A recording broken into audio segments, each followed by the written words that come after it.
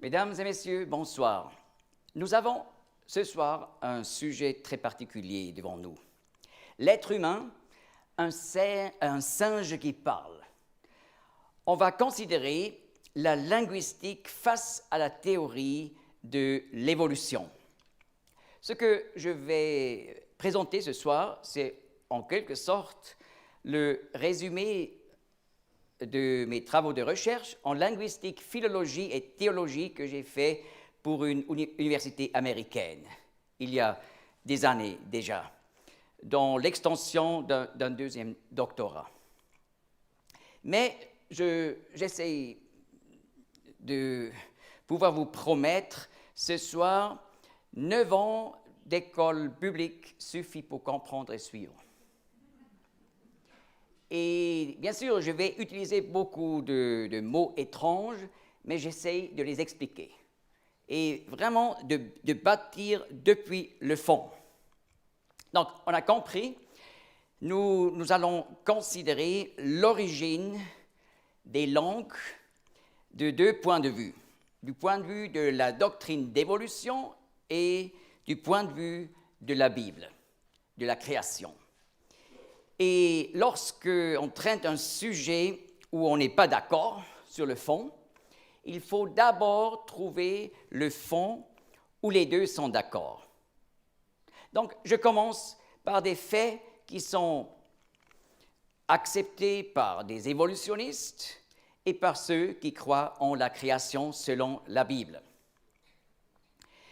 Dans le monde, il existe plus de 7000 langues différentes. Et là, on ne compte pas les dialectes. Mais on peut constater que certaines langues ont en commun des signes distinctifs de parenté. Et voilà, ces langues appartiennent à la même famille de langues. Donc, on distingue plusieurs familles de langues. Il y a dans le monde quelques dizaines de familles de langues. Et voilà quelques exemples. Par exemple, les langues de la famille des langues indo-européennes, où font partie le français, l'anglais, le schweizerdeutsch, et beaucoup d'autres langues parlées en Europe, mais jusqu'en Inde. Une autre famille sont des langues afro-asiatiques, sino-tibétaines, uralo-altaïques, nigéro-kordofaniennes, paléo-sibériennes, dravidiennes, etc., etc. On peut constater au sein d'une même famille, par exemple les langues indo-européennes, au sein d'une même famille, les langues fortement apparentées sont rassemblées en groupes. Par exemple, les langues romanes, comme le français, l'italien, l'espagnol, etc., forment un groupe des langues indo-européennes. Mais aussi les langues germaniques, comme le hollandais, le suisse-allemand, l'allemand, l'anglais, forment un groupe, le groupe des langues germaniques. Ensuite, le groupe des langues slaves, comme le russe, le tchèque, etc. Le polonais, etc. Il est démontré que la ressemblance des langues romanes s'explique vraiment par leur descendance commune du latin.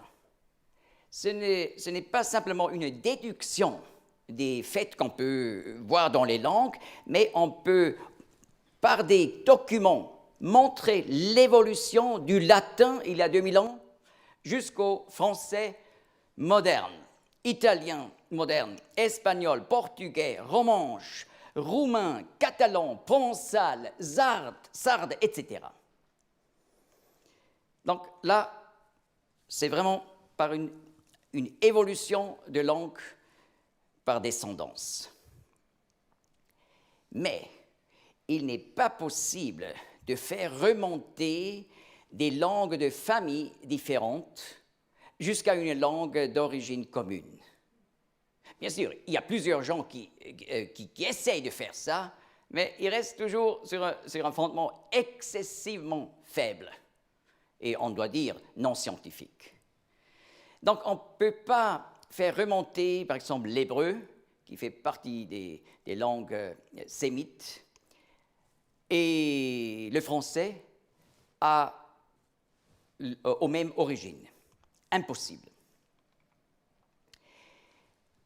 On peut encore dire, les langues humaines sont de fantastiques et très complexes systèmes de signes ou de codes, conçus pour exprimer toutes sortes de sentiments et d'idées. Là, tout le monde est d'accord de nouveau. Aussi, le fait suivant, dans le règne animal, il n'existe aucun système de communication comparable aux langues humaines. Bien sûr, il y a des systèmes de communication chez les animaux, mais ils sont d'une nature totalement différente. Les sons articulés humains sont typiquement humains. Et d'ailleurs, les conditions neurobiologiques, donc dans le cerveau, requises pour la production et la compréhension du langage sont absentes chez les animaux. Vous voyez ici les deux centres excessivement importants en rapport avec les langues. Le centre Broca dans le cerveau, ici, devant, normalement sur le côté gauche, mais ça arrive que c'est aussi de l'autre côté, mais ça ne fait rien. Broca, c'est là où on fait la production de la langue. Et voilà le centre Wernicke, plus derrière dans le cerveau, c'est là où on situe la compréhension. Mais bien sûr, c'est lié avec d'autres régions. Alors, ça ne se limite pas à ces deux régions, mais ces deux régions sont fondamentales. Et voilà, ces deux centres sont absents chez les animaux. Chez les singes, les vaches et les chiens. La production de son, n'est-ce pas, chez les animaux, est contrôlée par le système limbique. C'est un système que nous possédons aussi dans le cerveau humain, d'ailleurs profondément dans le cerveau, et c'est beaucoup lié aux sentiments. Mais vous voyez donc la communication avec son chez les animaux, ça fonctionne sur un niveau tout à fait différent. Par exemple, un chien, quand on l'appelle, n'est-ce pas, on a l'impression qu'il comprend la langue, mais ça marche sur un tout autre niveau d'émotion, limbique. Et voilà, le langage humain se différencie totalement de tous les systèmes de communication du règne animal. Et on peut dire que les langues humaines ont en principe des possibilités d'expression illimitées. Bien sûr, le nombre de mots est limité. Et nous constatons parfois, quand on veut faire des traductions d'une langue à l'autre, qu'un certain terme est absent dans une langue. Mais alors là, aucun problème, on produit un nouveau terme. N'est-ce pas? Donc, on peut ajouter facilement aux langues et il y a toujours des moyens pour exprimer n'importe quelle idée et pensée.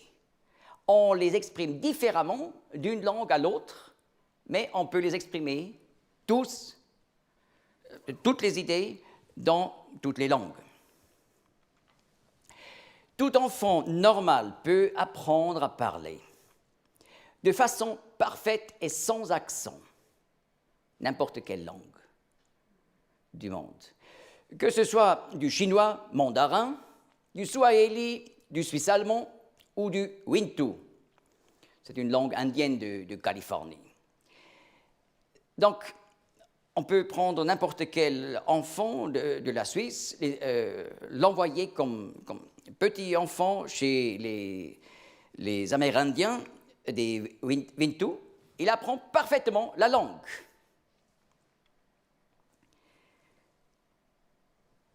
Mais il semble en effet que le petit enfant possède une sorte de clé dans le cerveau. De clé qu'il peut utiliser pour ouvrir la serrure de n'importe quelle langue au monde. Donc chaque enfant normal est capable d'ouvrir le système de n'importe quelle langue du monde.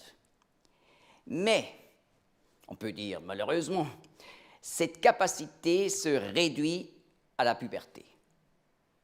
C'est pour ça, après la puberté, pour apprendre une langue, oui, c'est possible, mais il faut une grammaire, il faut des explications, des règles du système, et normalement, on ne perd plus l'accent. Ça reste. C'est pas grave, mais c'est un fait. Si, à 10 ans, un enfant n'a appris à parler aucune langue, il ne pourra jamais en apprendre. Jamais en apprendre une langue. On peut penser par exemple à cet exemple de l'enfant loup muet, très connu, de Victor d'Aveyron. En 1797, il a été trouvé dans les forêts du sud de la France. Il était nu. Et voilà, on l'a pris à la maison. Un médecin était très gentil, l'a essayé d'éduquer et lui faire passer de la culture française, mais il n'a jamais pu apprendre le français. Et apprendre la culture à table, etc., c'était très, très difficile. Il y a un film sur la biographie de cet enfant, très intéressant. Alors, un enfant peut assimiler un système de langage existant jusqu'à l'âge de 10 ans. Et si on n'a jamais appris une langue dans ces 10 ans, alors là, on aura un problème. Et ce n'est pas le seul cas qu'on connaît, n'est-ce pas? Et on connaît par exemple un autre cas d'un Amérindien qui était petit enfant lorsque des Blancs ont attaqué son village et il a pu se sauver à la forêt. Et puis, lorsqu'il est devenu adulte, il a eu le désir d'avoir des contacts avec des êtres humains. Il a pu survivre à la forêt. Et il avait excessivement peur des Blancs. Et finalement, il s'est dit, mais je vais quand même visiter les Blancs. Et il est allé dans un village. Les gens, c'était des années plus tard, étaient très gentils avec lui, l'ont reçu. Et finalement, il a même pu travailler dans un musée de la culture amérindienne. Il a pu montrer comment les Indiens vivent à la forêt, mais il n'a plus jamais pu apprendre l'anglais. Seulement quelques mots, mais incapable de créer des phrases. Donc, on n'a jamais pu apprendre ses pensées quant au sens de la vie et ce qu'il y aura après la mort, etc.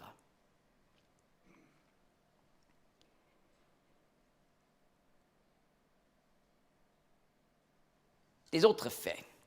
Les langues, j'ai déjà expliqué, sont des systèmes de code, mais excessivement compliqués. Les langues parlées sont des systèmes de code à 4 niveaux. Je dis langue parlée parce que je vais faire abstraction de l'écriture ce soir, pour ne pas compliquer inutilement le sujet. Donc, les langues parlées, un système de code à 4 niveaux. Nous avons d'abord le niveau 1, le niveau des sons. Là, les linguistes parlent de phonèmes. Pas de peur, je vais expliquer tout. Ensuite, un deuxième niveau de la plus petite unité de son porteuse de sens. Là, on parle des morphèmes. Ensuite, niveau 3, le niveau de la construction de la phrase. Et là, on parle de la syntaxe. Et niveau 4, le niveau du sens derrière les mots. Et voilà, c'est le niveau sémantique. J'ai réfléchi, comment est-ce qu'on pourrait illustrer tous ces faits que même un enfant de 12 ans pourrait comprendre? Eh bien, je vais expliquer le niveau 1, le niveau des sons. Il s'agit là des phonèmes, n'est-ce pas? Alors, les phonèmes sont en quelque sorte les pierres de la construction d'une langue. Alors, je fais là allusion au mur chinois qui est composé de pierres. C'est la plus petite unité, n'est-ce pas, de construction, les pierres. Alors, voilà quelques exemples, pour comprendre mieux, de phonèmes. En français, par exemple, A. Mais ça n'a pas de sens, c'est simplement A. Ou D. Ça veut dire rien du tout en français, mais c'est une des pierres de la langue française. On a besoin du son D, c'est-à-dire du phonème D. P. Et voilà, grâce à et P, nous pouvons faire la différence entre main et pain. Vous voyez? Donc, les phonèmes aident à distinguer, mais en soi, ils n'ont pas encore une signification. Deuxième niveau, de la plus petite entité de son, porteuse de sens. Et là, on parle des morphèmes. Un morphème peut être un mot ou une partie de mot. Alors, vous voyez, encore une fois, le mur chinois, plusieurs pierres de construction en haut forment ensemble des tourelles sur le mur. Alors, les tourelles sont déjà, on peut dire, dans l'architecture, une unité de sens, n'est-ce pas? Composée de quelques pierres. Alors, si on met les phonèmes V et A ensemble, on forme le mot va, ce qui est, nous le savons, un impératif du verbe aller. Et dans ce cas, vous voyez, le morphème est identique à un mot. Mais le E dans petit e indique le féminin. N'est-ce pas?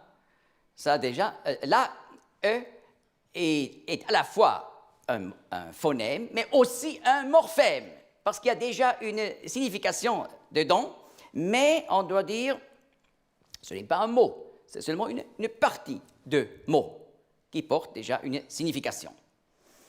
Alors, nous allons vers le niveau 3, le niveau de la construction de la phrase, la syntaxe. Et là, nous avons, bien sûr, des règles de l'organisation des mots. Et vous voyez, plusieurs tourelles du mur chinois forment ensemble une fortification à créneaux. Voilà. Ça donne un ensemble de ces unités. Tourelle. Et voilà un exemple d'une phrase en français. Un monsieur d'un certain âge se promène dans la forêt. C'est correct, n'est-ce pas? Mais on pourrait aussi dire, dans la forêt, un monsieur d'un âge certain se promène. C'est aussi selon les règles françaises, mais vous voyez, quand on change la construction de la phrase, il y a d'autres accents de sens dans la phrase. Ou bien, on peut aussi dire, dans la forêt se promène un monsieur d'un certain âge. Ou un monsieur d'un âge certain dans la forêt se promène. Mais lorsque je dirais promène dans la forêt monsieur d'un âge d'un certain, ça va pas. Parce que c'est contre les règles syntaxiques en français.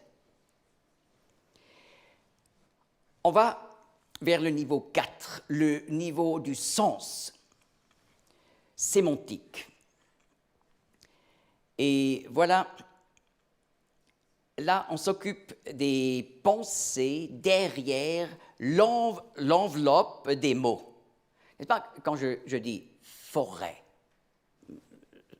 c'est une combinaison de sons, simplement.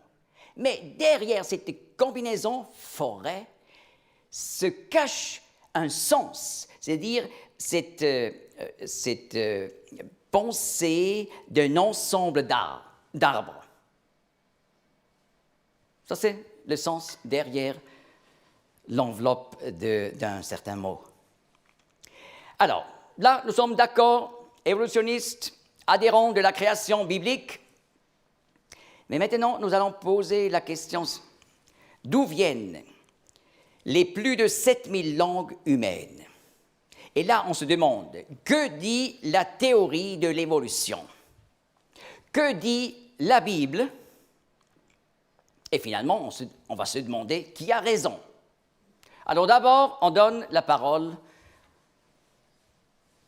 aux adhérents de la doctrine d'évolution. Vous voyez ici Charles Darwin, qui est considéré comme le père de la théorie moderne de l'évolution. Il a publié en 1859 son premier livre sur l'évolution, L'origine des espèces. On the Origin of Species. Et voilà quelques années plus tard, en 1971, L'origine de l'homme. Donc, il développe déjà toute la théorie de l'évolution dans le premier livre, mais justement, on ne peut pas parler de l'homme. Parce que l'esprit du temps n'était pas encore prêt en 1959. Mais ça s'est transformé en très peu d'années. Et finalement, 71, il parle aussi de l'homme et dit, bien sûr, l'homme ne forme pas une exception. C'est un développement naturel où, finalement, on n'a pas besoin de Dieu, le Créateur. Et voilà, Charles Darwin, il croyait à une évolution du langage par imitation des bruits et des sons. N'est-ce pas? On a entendu un chien. Waouh, waouh! Alors, on a commencé à imiter ce son des animaux, et à partir de là, finalement, l'homme a commencé à créer soi-même une langue, une première langue. Mais il faut dire que la théorie de l'évolution a aussi fait une évolution depuis Darwin jusqu'à aujourd'hui. Vous voyez? Donc, sa vue de l'origine des langues n'est plus partagée par la généralité.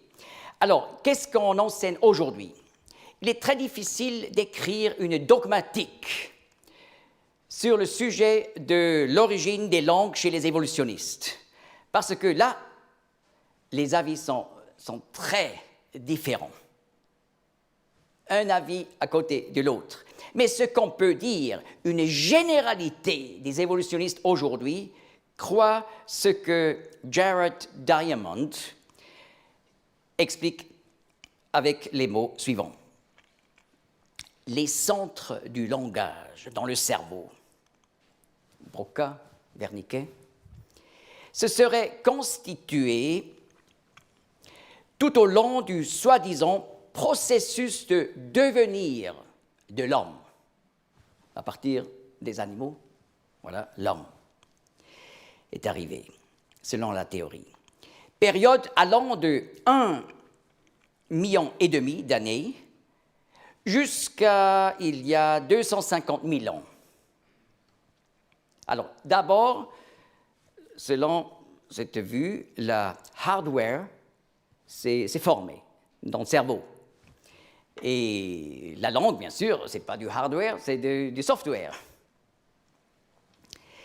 Les sons eux-mêmes se seraient développés pendant la période de temps entre il y a 250 000 ans et 35 000 ans. Vous voyez, dans la vue évolutionniste, l'origine des langues est excessivement récente. Alors, Jared Diamond explique, il y a 4 millions d'années, les australopithèques, australo veut dire sud, australopithèques singes, les singes du Sud. Donc les australopithèques sont clairement déclarés par les évolutionnistes comme étant des singes et non pas des humains. Alors, il y a 4 millions d'années, les australopithèques n'auraient émis que des sons gutturaux, comme ceux émis par les chimpanzés aujourd'hui. Parce que Australopithèque était un singe qui n'existe plus aujourd'hui, donc, mais comparable à un chimpanzé. Alors, des sons gutturaux, c'est comme par exemple en arabe, aïn, vous voyez, aïn, ça prononce très bas dans la gorge, aïn. Vous pouvez essayer à la maison. Dans la grammaire arabe, on apprend, on utilise les muscles que les Européens utilisent seulement en rapport avec vomir. Oui. Alors, vous pouvez essayer à la maison. Aïn ou raïn. C'est un R, ou presque un R, mais très bas. Raïn. Voilà, ce sont des sons gutturaux. Il y a à peu près 1,5 million d'années, l'Homo erectus, c'est-à-dire homo veut dire homme, erectus, celui qui marche comme nous marchons. Donc là, les évolutionnistes sont d'accord, Homo erectus, c'est un homme, ce n'est pas un singe. Alors, Homo erectus aurait utilisé un petit nombre de mots. Il y a un demi-million d'années, il aurait été capable de formuler des phrases de 2 mots. Vous voyez, d'où est-ce qu'on prend ces idées? Ce n'est pas par une recherche scientifique, parce que nous ne pouvons pas retourner dans le passé pour voir comment ça s'est passé, n'est-ce pas? C'est une déduction de ce qu'on observe chez les enfants. Vous voyez, les enfants, d'abord, lorsqu'on met les linges, n'est-ce pas, ça commence, ils font des bruits comme... Ça ne veut rien dire, hein? Ce sont pas des morphèmes, ce sont que des phonèmes. Mais avec le temps, tout d'un coup, on réalise, mais baba, ça veut dire quelque chose, papa, vous voyez, ou et puis tout d'un coup, on réalise, mais c'est plus simplement c'est maman. Ça veut dire quelque chose. Voilà, un premier mot déjà. Dernièrement, j'ai visité une famille araméenne et ils avaient un petit bébé, tout petit garçon, et puis voilà, il disait toujours hesh, hesh. Ça veut dire en araméen plus. Et on m'a expliqué, c'était le premier mot qu'il a prononcé, hesh, encore. N'est-ce pas, c'est plus joli quand on dit papa comme premier mot, mais parfois les enfants disent aussi hesh. Et puis, vous voyez, après quelque temps, les enfants commencent à prononcer 2 mots. Papa, encore. Papa, encore. Voilà 2 mots. Et la prochaine phase, c'est quoi? Ce n'est pas la phase de 3 mots, mais c'est déjà la phase de phrases. Il n'y a pas la phase de 3 mots. 1, 2, et puis la syntaxe vient. Alors, vous voyez, on a appliqué ce qu'on observe chez les enfants, mais qui ne créent pas par eux-mêmes une nouvelle langue, mais ils reproduisent sur la base de ce qu'ils reçoivent, ce qui est donné de l'extérieur, vous voyez. C'est une grande différence. Juste en parenthèse, cette remarque. Donc, il dit, il y a un demi-million d'années, il aurait été capable de formuler des phrases de 2 mots. Enfin, l'Homo sapiens, c'est toujours un homme, vous voyez, mais on insiste sur son intelligence, sapiens. L'Homo sapiens préhistorique aurait réussi à construire des chaînes de mots plus longues, mais sans beaucoup de grammaire. Donc, homme, certain, âge, forêt, dons, etc. Toutefois, le langage complexe ne serait apparu qu'après l'essor culturel général qui se serait produit en Europe il y a 40 000 ans, dans le cadre d'une explosion créative. Et l'apparition des langues originelles, des familles de langues. Vous voyez, par exemple, l'origine des langues indo-européennes, sémites, etc., date de, tenez-vous, 23 000 à 4 000 avant Jésus-Christ. Donc même dans le cadre de la doctrine d'évolution, où on parle de milliards d'années, le phénomène des langues est considéré comme un phénomène excessivement récent. L'origine des langues des familles indo-européennes est datée d'ailleurs entre 7 et 8 000 avant Jésus-Christ. Voilà, on a compris maintenant le point de vue général évolutionniste d'aujourd'hui. Alors nous aimerions apprendre la vue, l'enseignement de la Bible concernant l'origine des langues. Selon le récit de la Genèse, premier livre de la Bible, Dieu a créé le premier homme, Adam, avec, dès le départ, la pleine capacité de s'exprimer. C'est tout autre chose, n'est-ce pas, ce point de vue? Alors, on voit la compréhension du langage dès le commencement. En Genèse 2, 16 et 17, on apprend que Dieu a fait un pacte avec Adam dès sa création.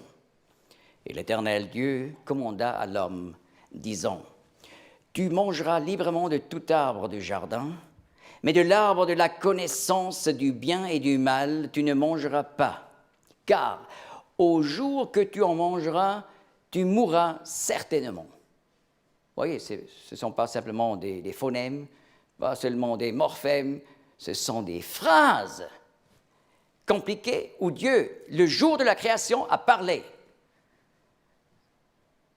Et Adam a compris. Donc, Wernicke était fait comme hardware et préparé avec la software pour comprendre la langue. Mais nous voyons aussi la capacité de parler. Donc, pour utiliser le centre Broca, la capacité de parler qui est présente dès le commencement.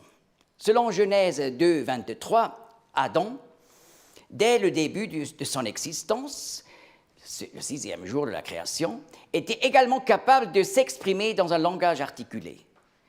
Après la création d'Ève, en quelque sorte clonée de sa côte, voyez, non pas pris d'un ossement du pied pour indiquer que l'homme devrait marcher sur sa femme, n'est-ce pas?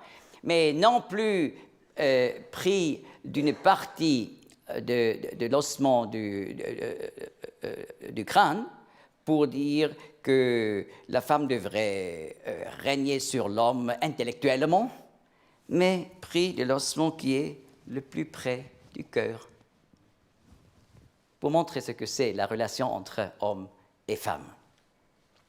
Donc, je continue. Après la création d'Ève, en quelque sorte clonée de sa côte, Adam s'est exprimé de façon très romantique. Et l'homme dit, cette fois, celle-ci est os de mes os et chair de ma chair. Celle-ci sera appelée femme, en hébreu, Isha, parce qu'elle a été prise de l'homme, en hébreu, Ish. Vous voyez, c'est un jeu de mots, parce que femme et homme sont presque la même chose, et ça semble que Isha serait simplement la forme féminine de Ish. Mais ce n'est pas le cas. Les deux mots ont une origine linguistique différente. Seulement, c'est un jeu de mots qui marche en hébreu, mais pas, par exemple, en français ou en allemand. En allemand, on traduit ici par man et menin. n'est-ce pas? C'est man dans la forme féminine. Mais c'est étrange en allemand, mais en hébreu c'est beau. En plus, compréhension et capacité de produire la langue, mais la capacité de former de nouveaux mots. On peut déduire de Genèse 2, 19, 20 qu'Adam était capable d'inventer de nouveaux mots et ainsi d'augmenter et d'enrichir son vocabulaire avec ce qu'on appelle des néologismes. Quand on invente un nouveau mot, ce qu'on fait tout le temps, n'est-ce pas? Lorsqu'on a inventé cette machine-là, il fallait un mot. Alors, on a créé le mot ordinateur.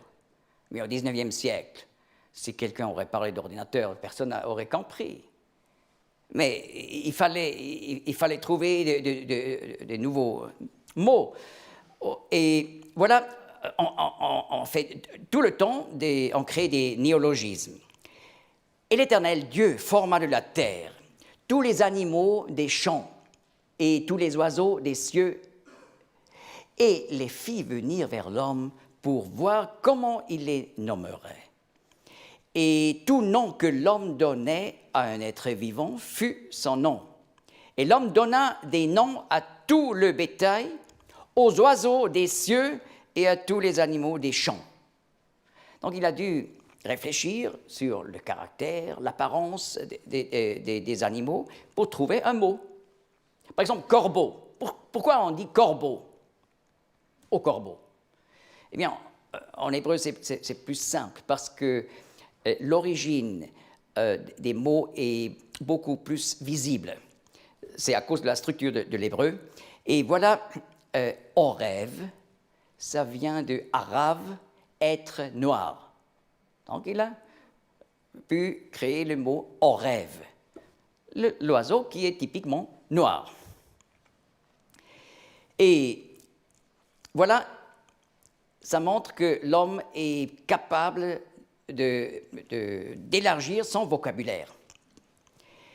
En plus, on voit l'aptitude à la poésie. Et qu'est-ce que c'est la poésie?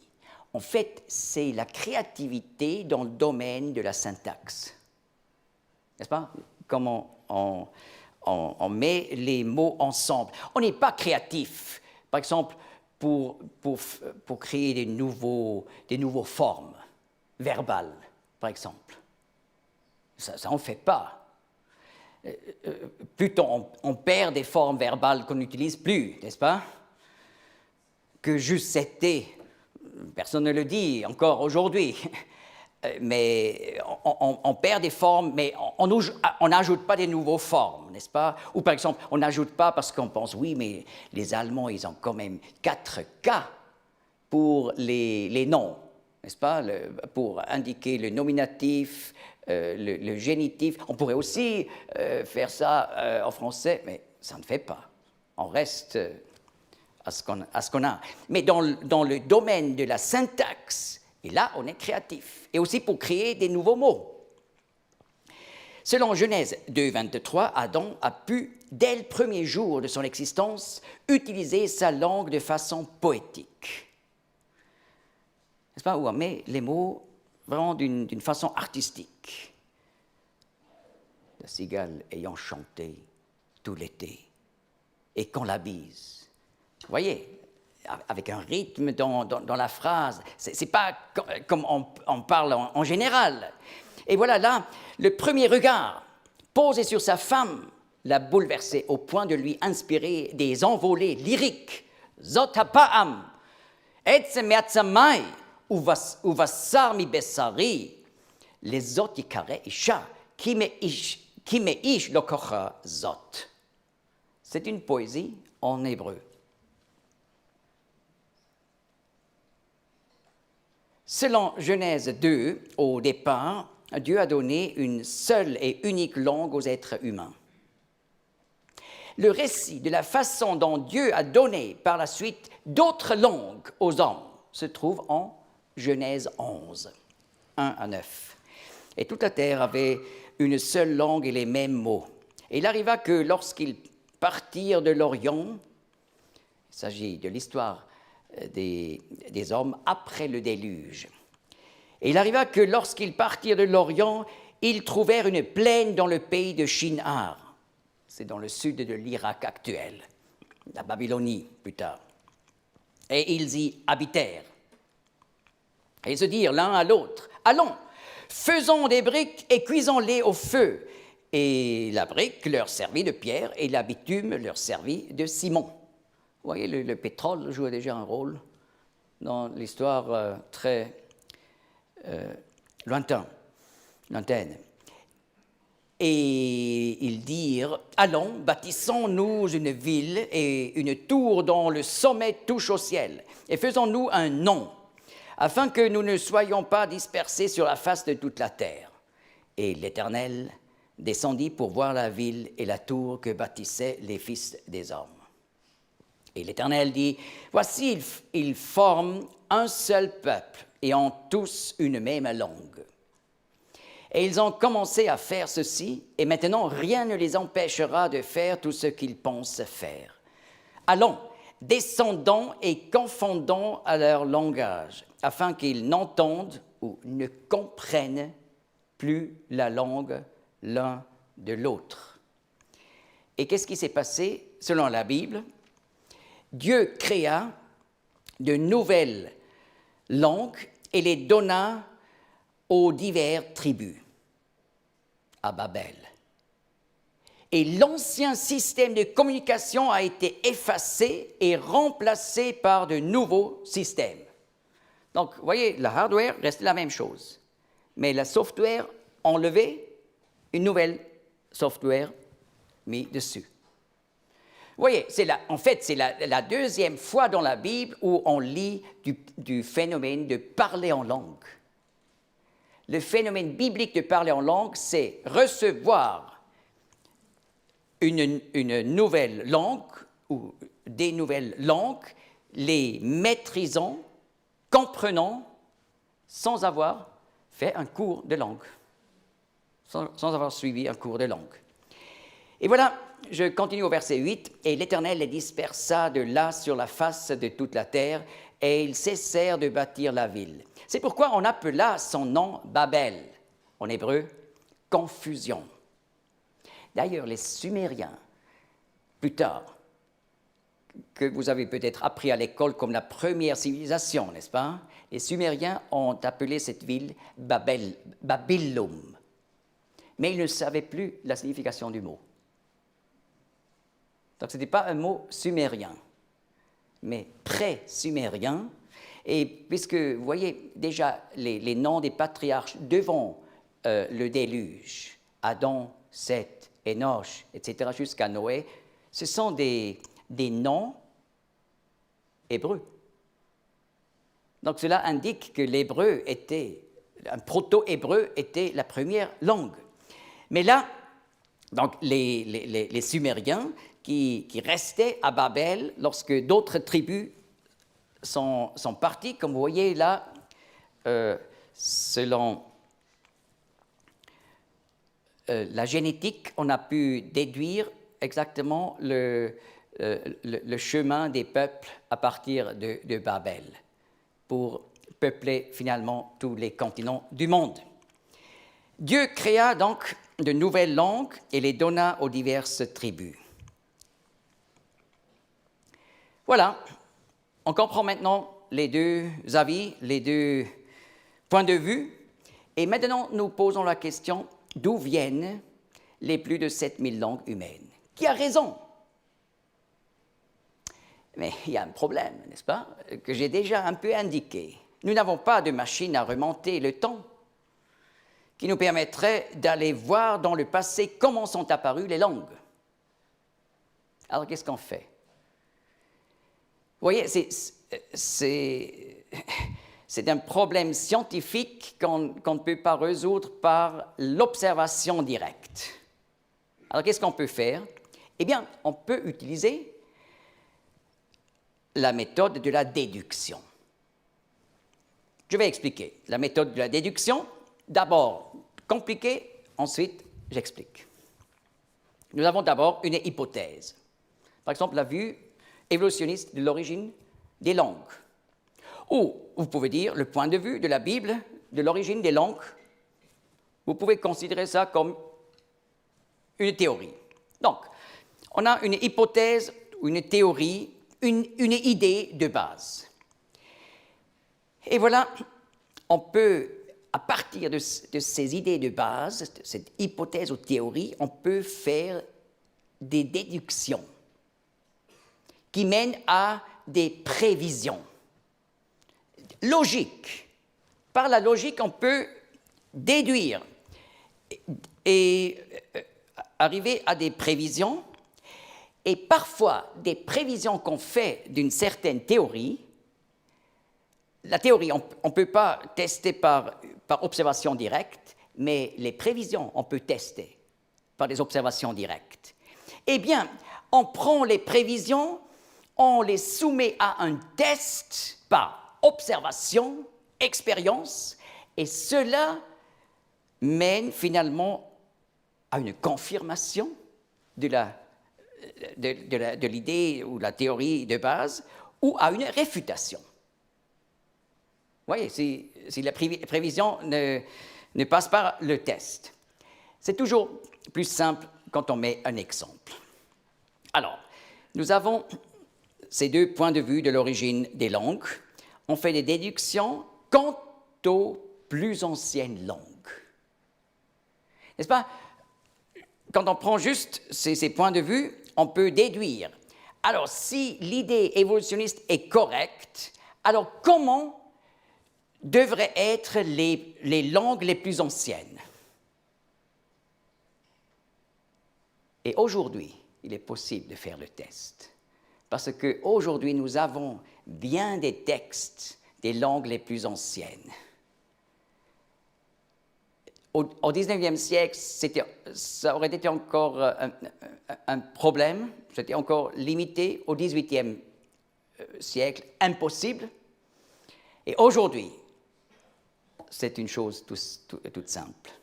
Alors, on peut observer par les textes que nous avons encore du temps de l'Antiquité, on peut voir si ça confirme l'hypothèse ou si c'est plutôt une réfutation. Mais on pourrait aussi, sur un deuxième niveau, faire des déductions quant aux langues des aborigènes. Vous voyez, si le point de vue de la Bible est correct, alors on pourrait s'imaginer, mais dans ce cas, comment devraient être les langues des aborigènes? Et aussi du point de vue de la doctrine d'évolution. Et là, dans mon travail de recherche, je donne là les textes du XIXe siècle où des évolutionnistes ont vraiment fait des déductions quant aux langues des aborigènes à une époque où on ne connaissait pas tellement encore ces langues aborigènes. Mais aujourd'hui, on a une pleine connaissance. Alors là, on peut faire un test, confirmer ou réfuter. Et un troisième niveau, j'aimerais encore ajouter l'histoire des langues. Si la doctrine d'évolution serait correcte, alors comment on devrait s'imaginer l'histoire d'une langue? Prenons par exemple l'histoire de la langue babylonienne. Quand on l'observe sur l'espace de 2000 ans, qu'est-ce qui devrait se passer au cours de l'histoire et au cours de l'histoire selon la vue biblique? Eh bien, on va faire maintenant ces déductions du point de vue de l'évolution. 1. Du point de vue de l'évolution, on pourrait logiquement s'étendre à ce que les langues les plus anciennes du monde soient significativement plus primitives que les langues modernes des nations hautement civilisées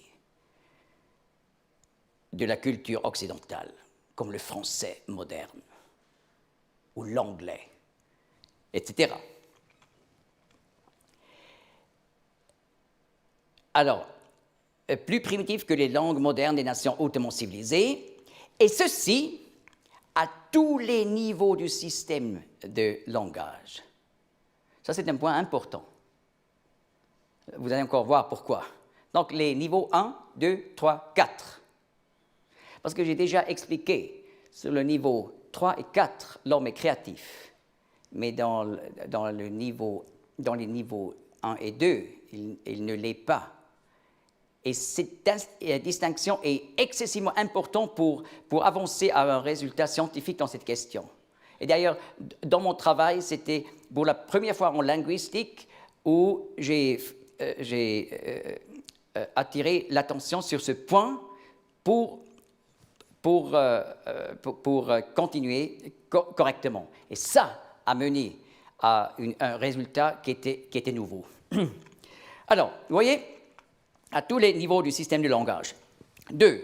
Le point de vue du darwinisme est que les langues des familles et groupes des stades inférieurs de la civilisation doivent être beaucoup plus primitifs que les langues des hautes cultures modernes. N'est-ce pas, des tribus qui vivent comme on s'imagine l'âge des pierres, devraient avoir une langue plus primitive que les Français modernes. 3. Il en découle qu'une langue donnée doit forcément, au cours de l'histoire, à l'extension de millénaires, au cours de l'histoire, montrer une constante évolution vers le haut.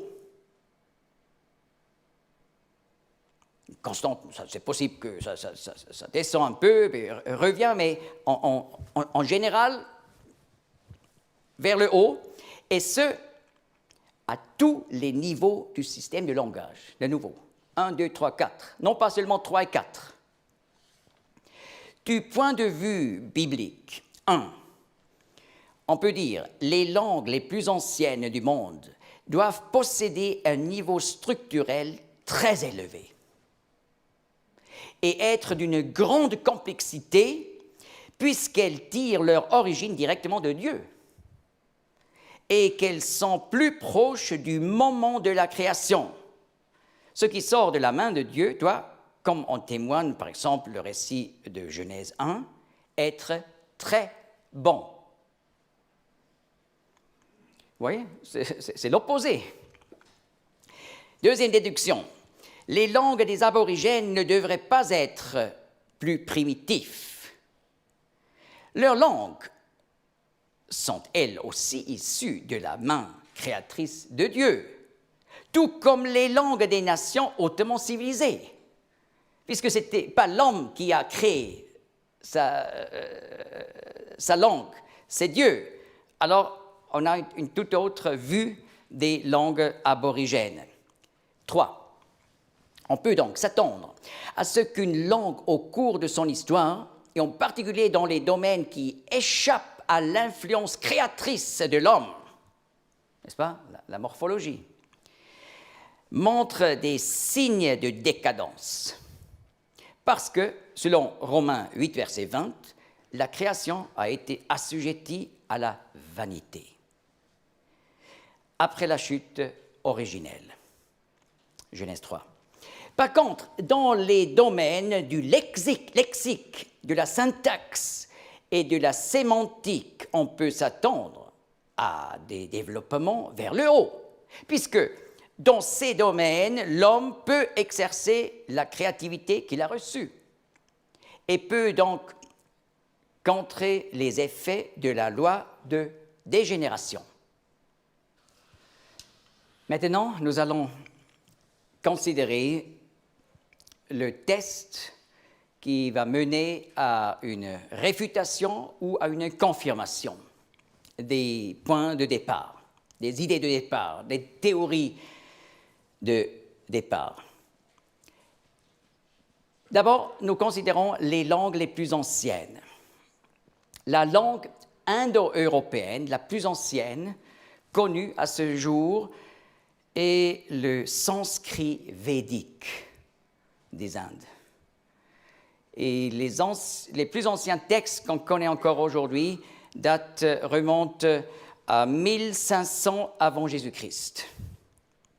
Et on doit dire, c'est la langue indo-européenne la plus complexe. On a, par exemple, pour les noms, on a 8 cas. Vous voyez, en allemand, nous avons 4 cas. Mais là, on a 8 cas. Singulier, 8 formes. Du pluriel, 8 formes. En plus, on n'a pas seulement singulier et pluriel, mais on a aussi une forme, en plus, qu'on appelle le dual, pour exprimer des choses comme les deux oreilles, les deux yeux, etc. Ou chez les animaux, les 2 cornes. Là, on utilise le dual. Et pour les formes verbales, on peut donc changer le verbe en environ 600 formes. Et là, d'ailleurs, non pas en utilisant des mots pour faire des circonscriptions avec avoir et être, n'est-ce pas? J'ai eu un chien, par exemple. Non, on a vraiment des formes. Donc, un mot en une forme. 600 formes verbales. La langue la plus ancienne d'Europe, des langues indo-européennes, c'est le grec ancien. Et la connaissance aujourd'hui remonte jusqu'à environ 1400 avant Jésus-Christ. Et on doit dire, le grec ancien, c'est la langue la plus complexe d'Europe. Là, on a 5 cas, en singulier, au pluriel. Et pour les verbes, j'ai compté environ 450 formes verbales. Voilà un exemple du grec ancien, Jean 1, verset 1er. Puisqu'on ne sait plus comment on a prononcé à l'époque, on utilise aujourd'hui donc une école de prononciation en Allemagne qui est différente de celle de France. Je prononce à la façon de l'école allemande. En arche ein hologos, kai hologos ein prostonteon, kai theos ein hologos. La langue la plus ancienne du monde que nous connaissons encore, c'est le sumérien. Et maintenant, et cela compte aussi pour la suite, j'utilise les datations utilisées dans l'archéologie séculaire en général. Là, on pourrait encore ajouter des critiques, mais quand on parle de millions d'années dans la doctrine d'évolution, donc ces petits changements ne jouent aucun rôle. Alors, le sumérien, 3100 avant Jésus-Christ, et examinons maintenant le système de cas du sumérien. Le nominatif absolu n'a pas de terminaison spéciale. Alors on dit pour montagne, on dit simplement cours. Mais ensuite, on reconnaît l'agentif à son suffixe e. Le sujet des verbes transitifs, finis, est toujours combiné à l'agentif, n'est-ce pas? Lugal, ça veut dire roi, simplement le mot roi. Mais lorsqu'on dit le roi règne, on doit utiliser l'agentif, alors on dit lugale. Le génitif se construit à l'aide du suffixe ak ou k. Par exemple, dumuanak veut dire enfant de Anne.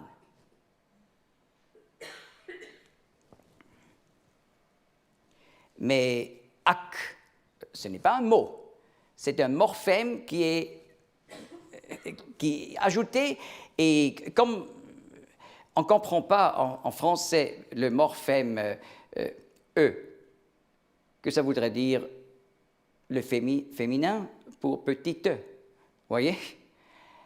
On ne comprend pas. Si on dit, qu'est-ce que ça veut dire E? Rien. Petite. Ah oui, ça veut dire, mais bien sûr, c'est simplement le féminin, ça indique le féminin.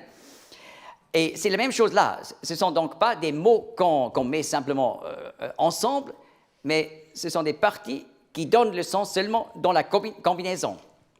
Ça, c'est un point important. Le datif, ce cas est souvent indiqué par le suffixe ra, enra, ça veut dire « au Seigneur ». Mais si vous avez demandé à un sumérien, qu'est-ce que ça veut dire ra? Quoi? Ra. Oui, vous dites enra. Ah oui, enra, ça veut dire au Seigneur. Vous voyez, ça marche comme ça. On reconnaît le locatif au suffixe a. Alors, on dit ea, ça veut dire dans la maison. Et, c'est maison, ea, un mot, dans la maison. Le locatif terminatif de proximité directe, ce cas est indiqué par le suffixe e. Alors on dit kae. Si un sumérien mettait par exemple des fleurs à côté de la porte, alors kae à côté de la porte. Le terminatif, avec che, esche ou esh, on exprime une direction. Alors on dit anche, vers le ciel. An, ça veut dire ciel. Mais anche, alors si le sumérien prend les fleurs à côté de la porte et les jette en haut, alors on dit anche, vers le ciel. Le commutatif, le suffixe de ce cas est de et ou da. L'agashada, ça veut dire avec l'agache. L'ablatif instrumental est formé par l'ajout de la postposition ta, courta, des montagnes. N'est-ce pas, lorsque, dans l'histoire, les ennemis sont venus des montagnes pour détruire l'empire sumérien, alors on aurait pu dire courta, les ennemis sont venus des montagnes. L'éjatif, ce cas est exprimé dans les niveaux les plus anciens par gim. Alors, agim, a veut dire eau, agim, comme l'eau. Et il y a encore beaucoup plus de cas. Juste pour donner quelques exemples. Le système verbal, en général, c'est le plus intéressant dans toutes les langues. Le système verbal sumérien possède une structure extrêmement complexe et compliquée. On y trouve un nombre impressionnant de préfixes. Ce sont des morphèmes qui ne sont pas des mots, ajoutés devant, infixes, insérés dans le mot et suffixes ajoutés à la fin. À l'aide de ces éléments, il est possible d'exprimer des contenus verbaux d'une extrême précision.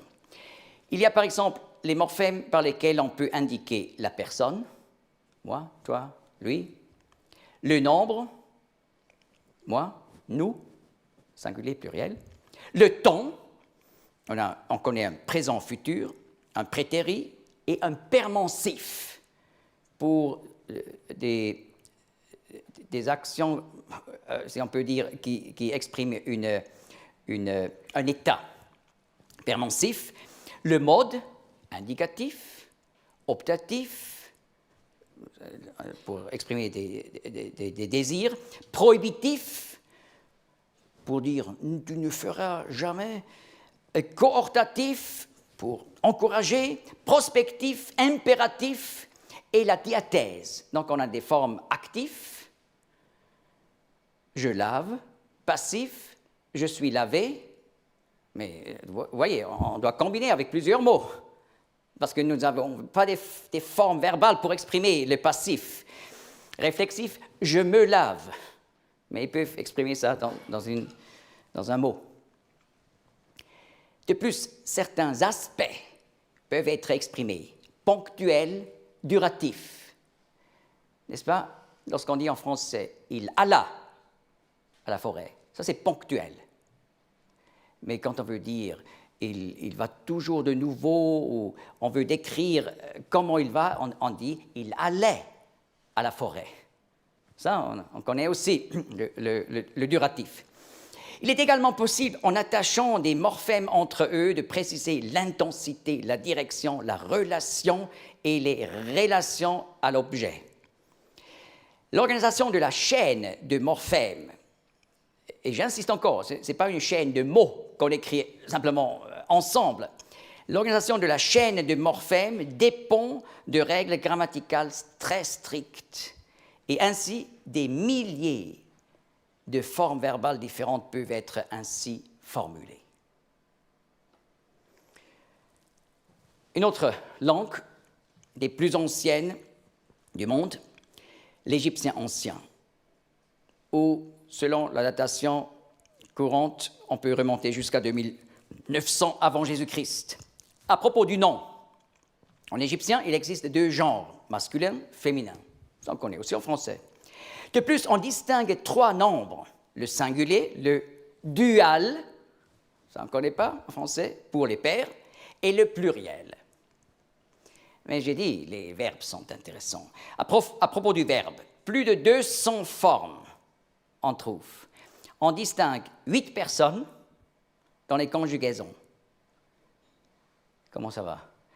Eh bien, quand je dis « tu », on peut savoir si je dis « tu » à une femme ou à un homme.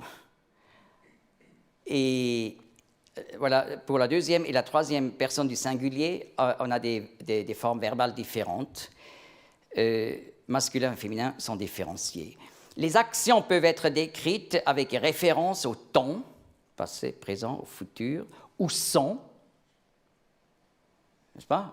On peut exprimer des idées très absolues, philosophiques, on peut dire, avec référence sans temps, auquel cas seule l'action en tant que telle a de l'importance. De plus, on distingue diverses diathèses, actif, passif, causatif. Causatif, ça veut dire c'est une action où on fait que quelqu'un fasse quelque chose. Là, on a des formes spécifiques, d'ailleurs comme aussi en hébreu, le hif'il. Et on a des divers aspects, duratifs, comme en français, ponctuel, et résultatif, comme en grec ancien. Christos et gekertai. Christ est ressuscité, ça veut dire il est ressuscité et il est vivant. Le résultat de l'action ponctuelle du passé. Alors, le résultatif, on a aussi, donc on aurait très bien pu traduire le Nouveau Testament en égyptien, l'ancien égyptien. Il existe aussi différents modes de l'indicatif, l'optatif, l'adortatif, le conjonctif, le volontatif et l'impératif. Et la concordance des temps peut être précisée sans peine. N'est-ce pas, si une action était ultérieure à l'autre dans la phrase. Une troisième langue, akkadien. Par akkadien, aujourd'hui, on comprend le dialecte des Assyriens et des Babyloniens, qui sont très proches l'un de l'autre. Là, on remonte dans l'archéologie à des inscriptions de 2500 avant Jésus-Christ. Et là, à propos du nom, on connaît un singulier, un pluriel, un dual. Et 5 cas dans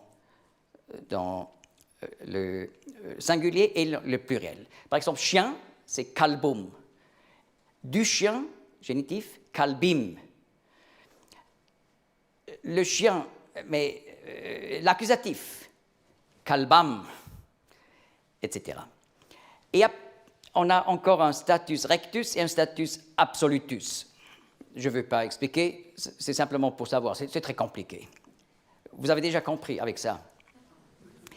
À propos du verbe, environ 1000 formes on peut créer à partir d'un mot. Lorsque j'ai appris l'akkadien, alors j'ai dû apprendre pour parasum, séparer, presque 1000 formes.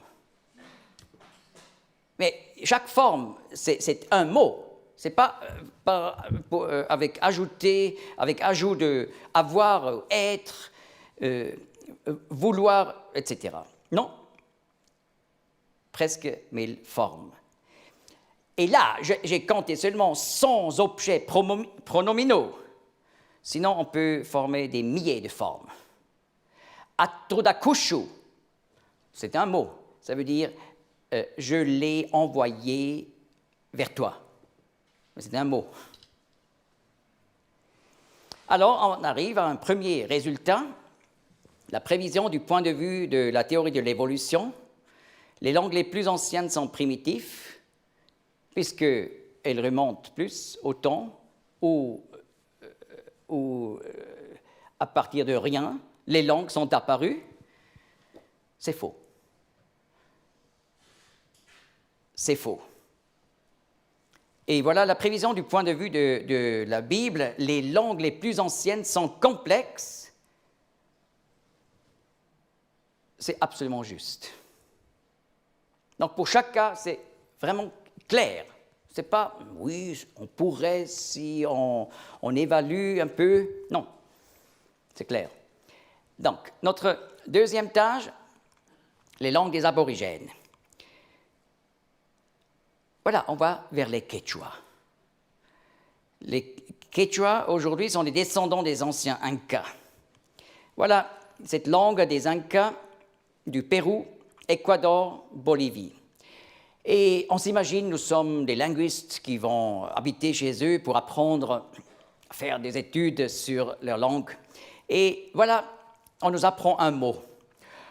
Ruvanaya Shaskasni Kichemantaka. C'est un mot de 32 lettres.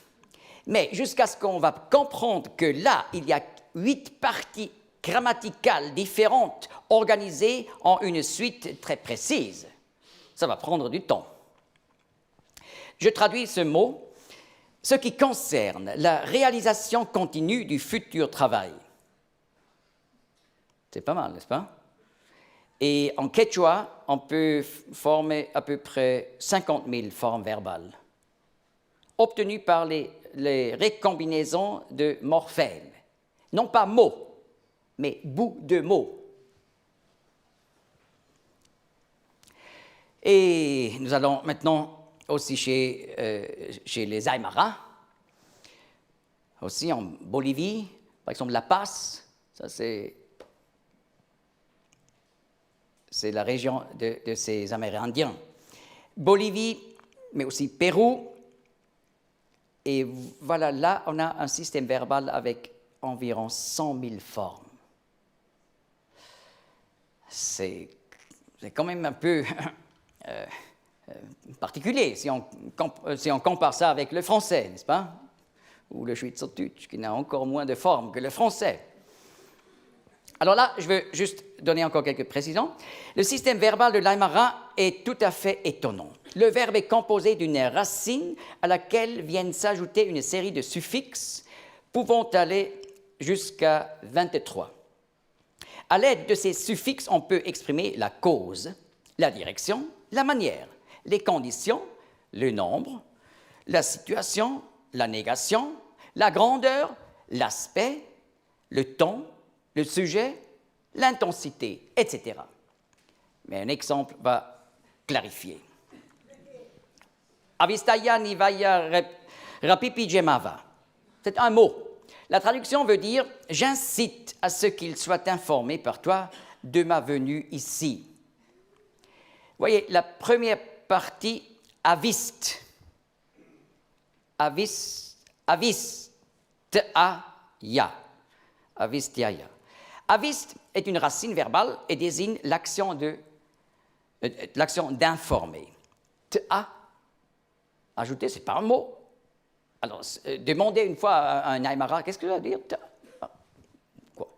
Mais lorsque vous dites Avistaya nivaya rapapijemava, ah oui, il va comprendre.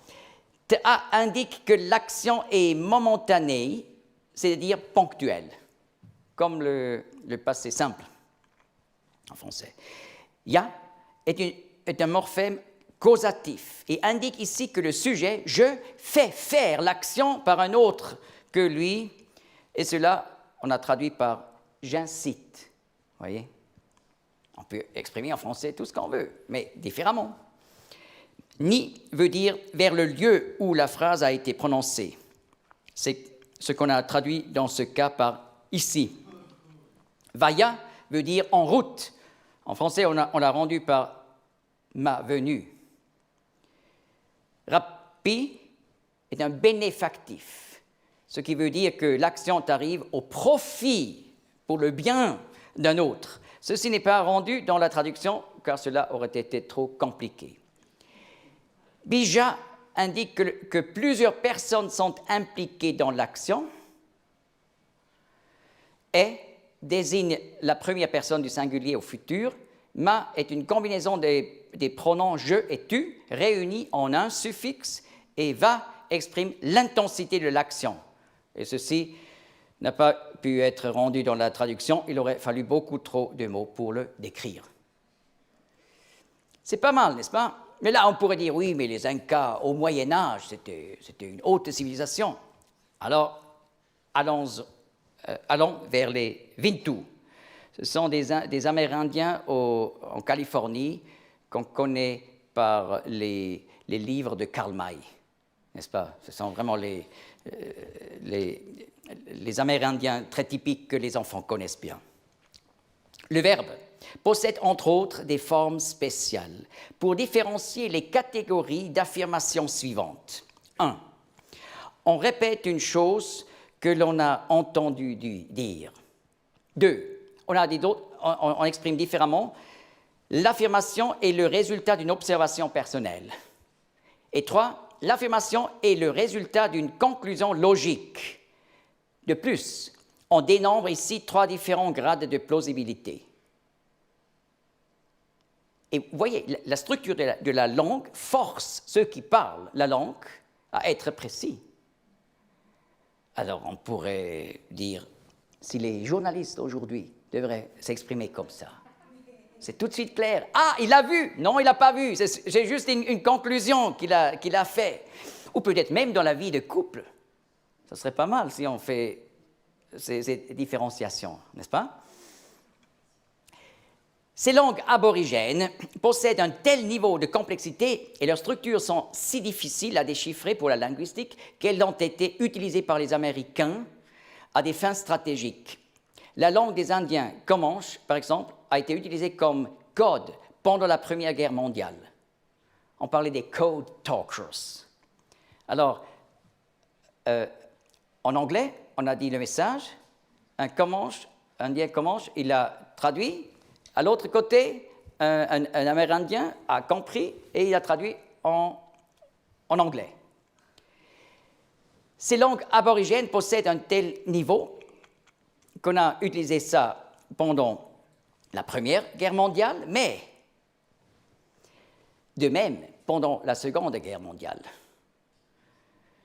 Les Américains ont utilisé les langues des Indiens pour coder leurs messages secrets. En plus du Comanche, le Chippewa, le Hopi et le Navajo ont été utilisés avec succès. Jamais les ennemis ont pu ouvrir le code, découvrir le code.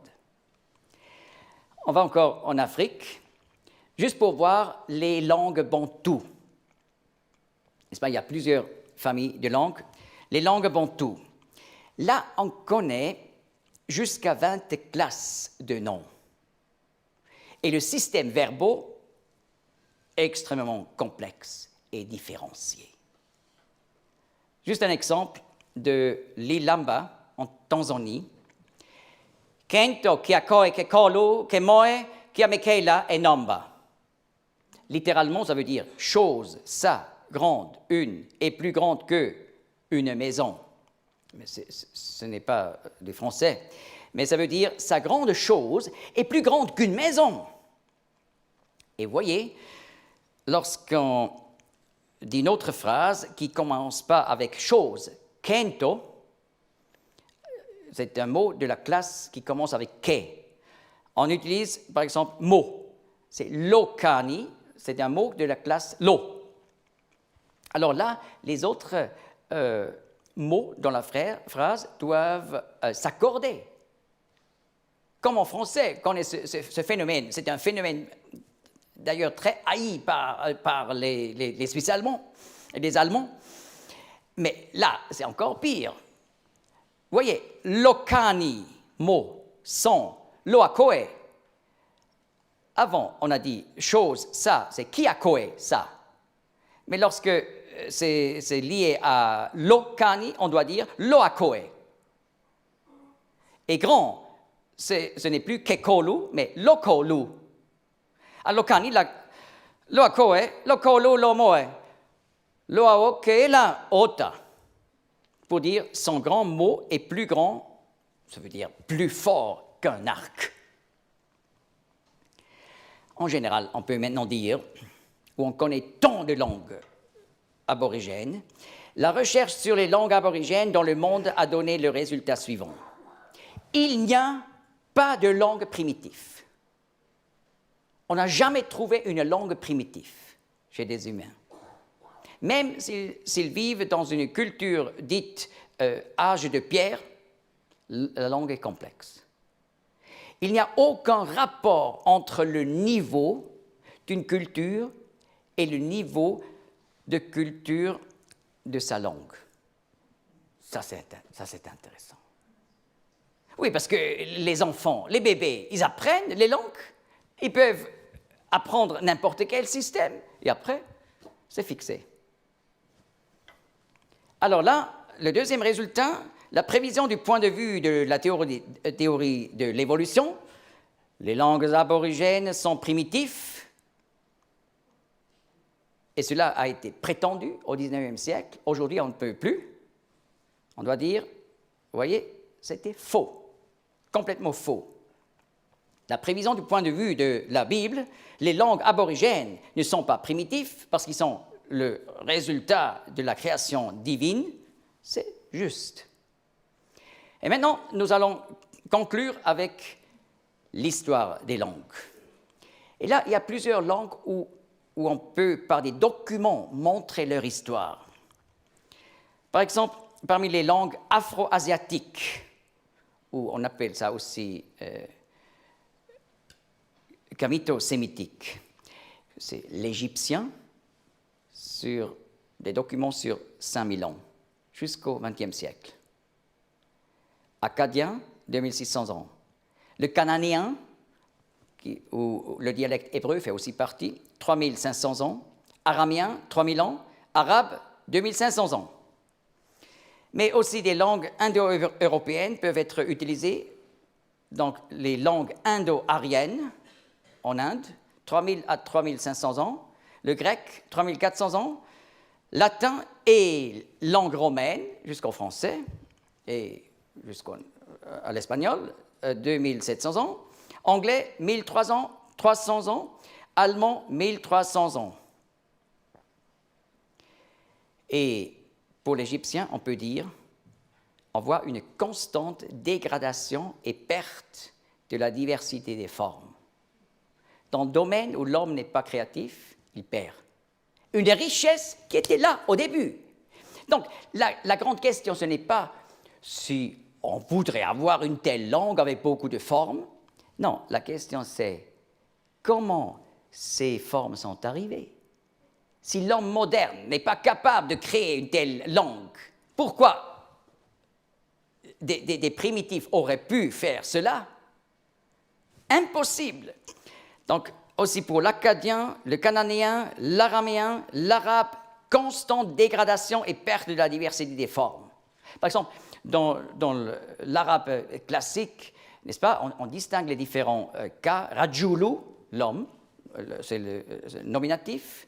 Rajuli, génitif. Rajula, l'accusatif. Mais dans la langue courante aujourd'hui, on dit rajul.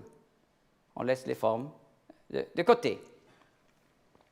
Grec, aussi une constante dégradation et perte de la diversité des formes. Le grec était très conservateur, plus que d'autres langues. D'ailleurs aussi l'arabe. Mais même là où les langues sont conservateurs, la perte est constante.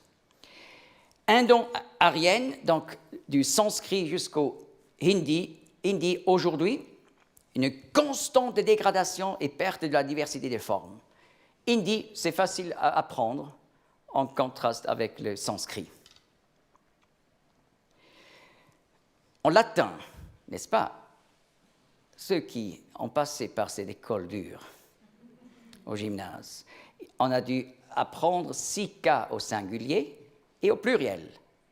Ami, on dit amicus, génitif amici, datif amico, accusatif amicum, vocatif oh ami, amique, ablatif par amico, par l'ami ou avec l'ami. Et au pluriel, amici, amicorum, amicis, amicos, amici, amicis. Je prononce selon l'école allemande. Alors, si vous prononcez différemment, le latin, ce n'est pas une erreur. Hein. Je n'ai pas de prétention. Donc, pour le latin, 12 formes, mais ce qui reste en français, c'est ami et ami. Seulement, dans l'écriture, on voit le pluriel. On ne dit pas amis. Italien, là, on a encore la distinction amico et amici. Vous voyez, le datif est retenu amico au singulier. Le verbe latin, j'ai compté 170 formes. Mais toutes les formes, par exemple, du passif, ont été perdues. Et en français, on les a décrits avec être et avoir, n'est-ce pas? Alors, en français, il reste encore 4 formes synthétiques. Vous voyez, quand c'est un mot, ça c'est une forme synthétique. Et quand on fait une description avec avoir et être, ce sont des formes analytiques, comme on appelle ça. 40 formes. Anglais. Vous voyez, dans l'anglais, il y a 1300 ans, on avait encore des différentes formes de cas. On n'a dit pas simplement stone pour pierre, pour dire pierre, mais on a dit stone, stain, steinus, génitif, steine, datif, stain. Accusatif, c'est la même forme comme le nominatif. Mais en anglais moderne, on dit stone, stone, stone, stone. Ça ne change plus. Au pluriel, on n'a pas simplement dit, comme aujourd'hui, stones, mais steinus, steine, steinum, steinus. C'est perdu. Aussi, le verbe, n'est-ce pas? Aujourd'hui, c'est tellement simple pour apprendre l'anglais. Il faut apprendre I help, you help, we help, you help, they help. C'est toujours la même chose. Seulement, il faut faire attention. 3e personne du singulier. He helps. Il faut ajouter un S pour parler correctement. Mais anglais ancien, c'est ik helpe, du helpst, he helpeth, we helpeth, etc. Alors, vous voyez, c'est encore plus près de l'allemand. Ich helfe, du hilfst, hilft, ich helpe, hilfst, hilft. C'est plus près. Mais c'est logique, puisque ce groupe remonte aussi à un original commun. Et vous voyez, en allemand, on a aujourd'hui les quatre cas, mais allemand ancien a eu même encore un instrumental. Par le jour, on disait tagu, tag, tages, tage, tag, tagu. Et au pluriel, taga, tago, tagum, taga. C'était aussi un peu plus difficile. Et aussi le verbe. Le verbe était tellement clair dans le passé qu'il ne fallait pas ajouter « ich », moi, je, tu. Parce que le verbe était clair. Gibu, ça veut dire « je donne ». Gibis, tu donnes. Gibit, il donne. Gebames, nous donnons.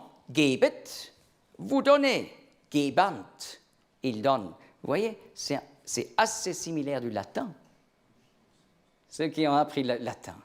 Ça nous rappelle le latin. Et même le Schweizerdeutsch a perdu. Par exemple, le Bödelidütsch, c'est le dialecte de la région d'Interlaken. Voilà, face de cette belle montagne de l'Eiger.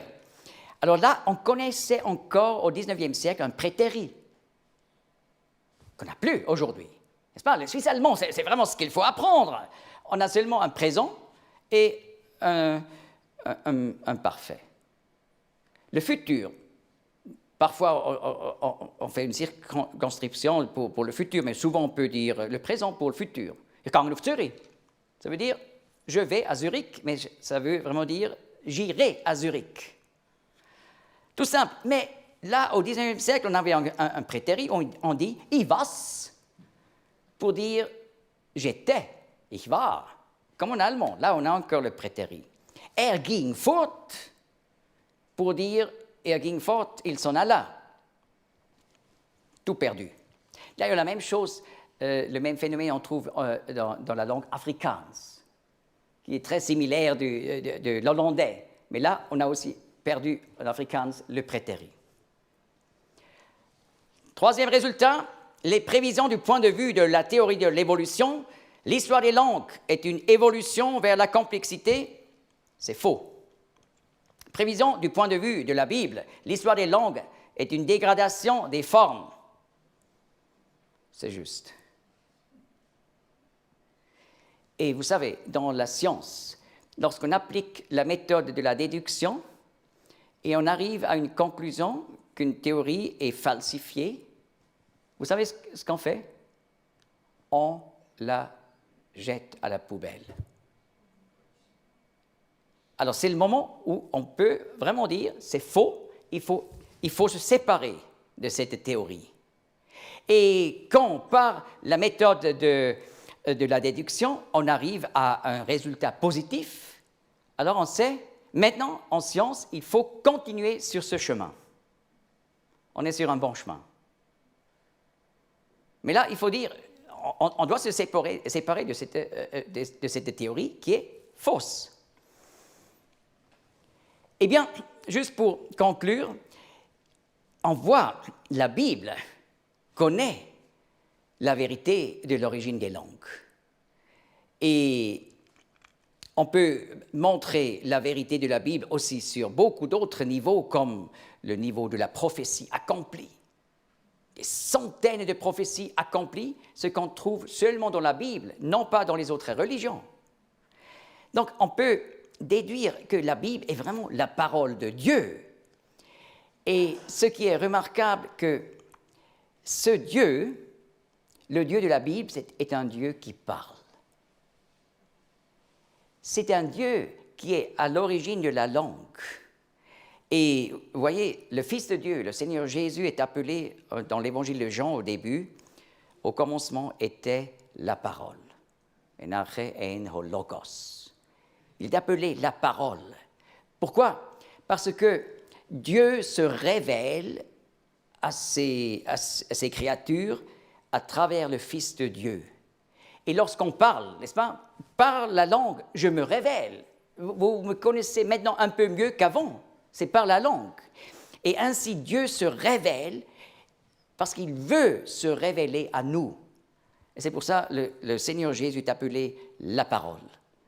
Et Dieu s'est révélé en ce que le Fils de Dieu est devenu homme et est entré dans ce monde pour nous parler. Et ce Dieu qui parle, il nous a donné la Bible. Donc, la parole écrite. Pourquoi il n'a pas continué à simplement se révéler par des auditions directes? Il aurait pu, n'est-ce pas? Mais Dieu s'est lié à la parole écrite. Pourquoi? Afin que nous avons tous la même référence. Lorsque les chrétiens ne sont pas d'accord sur un point, il faut prendre la Bible et voir ce que la Bible dit. Et non pas, un peut dire, oui, j'ai eu une révélation. Un autre dit, oui, mais j'ai aussi eu une révélation, mais c'est différent. Mais qui a raison? Les deux prétendent d'avoir la révélation divine de la part de Dieu. Mais avec la Bible, nous avons une base objective. Et on peut voir, oui, mais cette idée ne correspond pas avec l'ensemble de la parole de Dieu, écrite. Alors, il faut rejeter et accepter seulement ce qui est vraiment en accordance avec l'ensemble de la Bible. Et voilà, la parole nous est donnée parce que Dieu veut se révéler à nous, mais en plus, il veut que nous parlons à lui. Donc, Dieu nous parle par la Bible et nous adressons à Dieu par la prière. Et ainsi, nous avons un dialogue vivant. Et ce Dieu qui a donné la Bible, par son esprit, il nous aide, il nous éclaire à comprendre la parole écrite. Toujours de plus. Mais il faut lire la Bible chaque jour. Il faut faire une étude de la Bible et se soumettre à l'autorité de la Bible. Autrement, Dieu ne nous donne pas la lumière pour comprendre sa parole. Et nous voyons avec ça que la langue que nous utilisons chaque jour est toujours donnée pour nous rappeler que nous sommes des créatures. De ce Dieu qui a créé les langues. Et alors, continuons la semaine en réfléchissant à ce fait lorsqu'on parle. Ça me rappelle que nous ne sommes pas à l'origine de la langue. C'est Dieu qui nous a donné la langue pour pouvoir lui parler, pour pouvoir comprendre ce qu'il nous dit dans la Bible et pour aussi établir ou même réparer le dialogue avec des autres êtres humains où le dialogue a été rompu. Dieu n'est pas le Dieu qui rompt le dialogue, mais c'est le Dieu qui construit le dialogue. Merci de votre attention.